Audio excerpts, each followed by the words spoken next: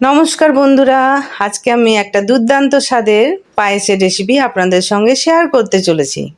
তাই এই পায়েস কেমন করে আমি বানাচ্ছি সেটা দেখার জন্য কিন্তু আমার সঙ্গে থাকতে হবে। আর এর জন্য আমি নিয়ে নিয়েছি 1 লিটার দুধ, যেটা আমি হাঁড়ির মধ্যে দিয়ে গ্যাসের ওভেনে আমি চাপিয়ে দিয়েছি। এটা হাই ফ্লেমে আমি চাপিয়েছি। আমি এখন এটা ফোটার অপেক্ষা করব। আর এদিকে আমি নিয়ে নিয়েছি 100 গ্রাম গোবিন্দভোগ চাল, যেটাকে আমি ভালো করে ধুয়ে নিয়েছি। এটাকে জল ঝরিয়ে আমি সাইডে রেখে দেব। এরপর যখন দুধটা ফুটতে আরম্ভ করবে সেই সময় আমি এই গোবিন্দভোগ চালটা ওর মধ্যে দিয়ে দেব। দেখতেই পাচ্ছেন দুধটা ফুটতে আরম্ভ করেছে, আমি গোবিন্দভোগ চালটা এর মধ্যে দিয়ে দিলাম। তারপরে একটু নেড়ে কেটে নেব। আর গ্যাসের ওভেনটা এই সময় একদম লোতে রাখবো, যা পায়েসটা তাড়াতাড়ি সেদ্ধ হয়ে যাবে। আর এর মধ্যে আমি 2টো তেজপাতা দিয়ে দিলাম। পায়েসে তো তেজপাতাটা অবশ্যই দরকার হয় খুব ভালো সেন্টার জন্য। আর কাজু আর কিশমিশ নিয়েছি, আমি কাজুটাকে অর্ধেক করে কেটে নিয়েছি।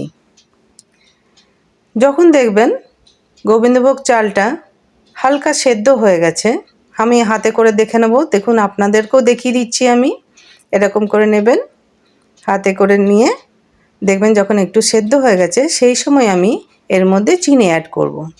আমি 100 গ্রামের মতো চিনি অ্যাড করেছি। আপনারা যদি কম মিষ্টি খেতে পছন্দ করেন তাহলে একটু কম মিষ্টি দেবেন। তারপর একটু নেড়ে কেটে নেব। যখন এরকম দুধটা ঘন হয়ে যাবে তখন আমি এর মধ্যে ওই কাজু আর কিশমিশটা অ্যাড করে দেব। দেখতেই পাচ্ছেন আমার ঘন হয়ে গেছে। কাজু আর কিশমিশটা আমি এর মধ্যে অ্যাড করে দিলাম। এবার একটু নেড়ে ঘেটে নেব। আমি সবগুলোই দিয়ে দিয়েছি এর মধ্যে। আপনারা চাইলে পরে যদি দিতে চান তাহলে পরে একটুর মতো রেখে দিতে পারেন ড্রাই ফ্রুট। তারপরে একটু আমি নেড়ে ঘেটে নেব। আর একটু ঘন হওয়ার জন্য 2 মিনিট পর আমি এর মধ্যে হাফ চামচের মতো এলাচ গুঁড়ো দিয়ে দেব। এটাকেও আমি 2 মিনিটের মতো একটু নেড়ে ঘেটে নেব। আর একটু ঘন হয়ে যাবে, আপনারা যেরকম পছন্দ করেন সেরকম রাখবেন। এরকম নেড়ে ঘেটে আমি একটু নিলাম। তারপর আমি গ্যাসের ওভেনটাকে অফ করে দিলাম। আরও 2 মিনিট আমি একটু নেড়ে কেটে নেব।